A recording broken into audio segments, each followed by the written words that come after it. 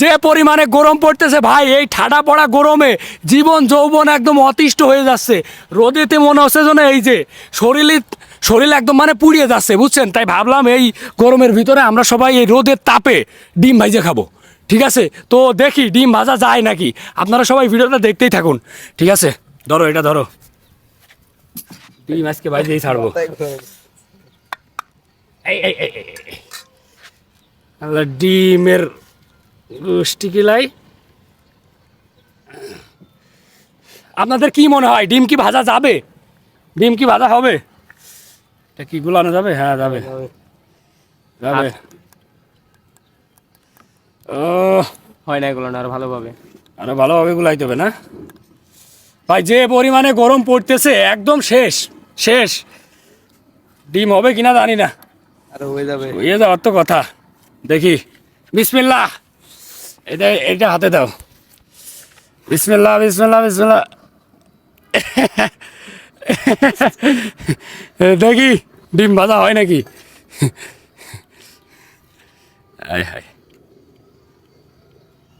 হচ্ছে আস্তে আস্তে আস্তে আস্তে হচ্ছে, দেখতেই পাচ্ছেন, আস্তে আস্তে হচ্ছে। যে পরিমাণে গরম পড়তেছে ভাই, আমরা নিজেরাই শেষ হয়ে যাচ্ছি। ডিম ভাজা যাবে না কেন তাই বলেন? আমরা নিজেরাই যাচ্ছি শেষ হয়ে। দেখেন ডিম ভাজি আস্তে আস্তে হয়ে যাচ্ছে। যে পরিমাণে রোদ পড়তেছে, রোদের অবস্থাটা দেখেন, অবস্থা একদম খারাপ।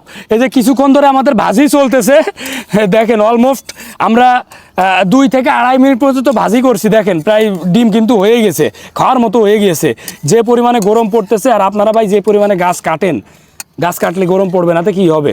অবশ্যই গরম পড়তেছে। দেখেন ডিমের অবস্থা দেখেন, অলমোস্ট খাওয়ার মতো কিন্তু হয়ে গিয়েছে। আমরা এখন একটু টেস্ট করে দেখবো আসলে এই ডিমটা কেমন লাগে। রোদে ভাজি ভাই, নতুন ধরনের এক্সপিরিয়েন্স। রোদের তাপে আমরা ডিম ভাইজে ফেলাই দিয়েছি, এটা কোনো কথা? আচ্ছা দেখি, একটু টেস্ট করে দেখি আমি আগে কেমন লাগে। ভালো আছে ভাই। এই যে আজকে থেকে আপনারা কেউ গ্যাসে চুলায় কেউ ডিম ভাজবেন না। সবাই ডিম ভাজবেন কেমনে, এই যে আমরা পদ্ধতি দেখাই দিলাম।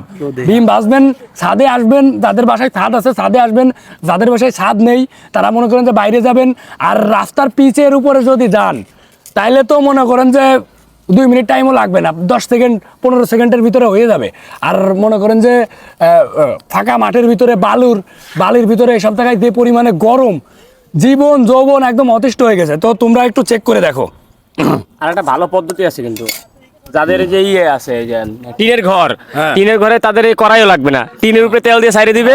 সবচেয়ে ভালো পদ্ধতি এইটা।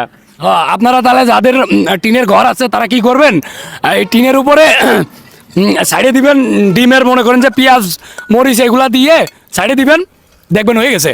তো কেমন লাগছে ডিমটা আসলে অসাধারণ, চুলার রান্নার চেয়ে এটা ভালো লাগতেছে। তো সবাই দেখতেই তো পারতেছেন, আসলে চুলায় রান্নার থেকে নাকি ভালো লাগে। তো শুভ, তুমি এখন একটু টেস্ট করো দেখি।